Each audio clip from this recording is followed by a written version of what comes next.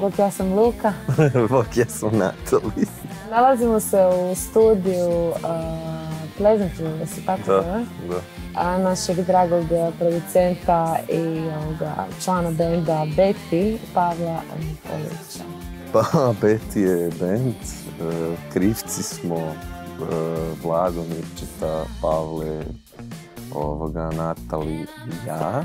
Prvi single Slobodna je onako dosta najbliži popu, najmanje eksperimenta. Da, ovi ostali su malo više Jimi Hendrix. Da, malo više psihodelija, ali da, odlučili smo raditi neki projekt koji je paralelan, znači nisam se prestala baviti svojom karijerom.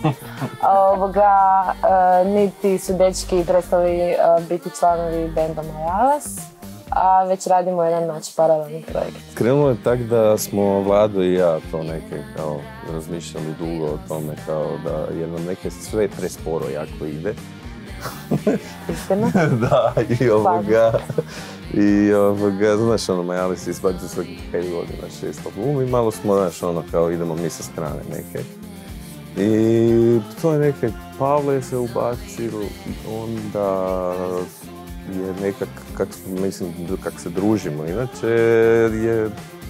Sam ja čula da imaju bend i... Pudična se ubacila s nama i na generalnu radost svih prisutnih. Pozdrav od mene i Luke, svim gledateljima Pop Rock HR. Pratite nas i dalje i slušajte naš novi single Slobodna.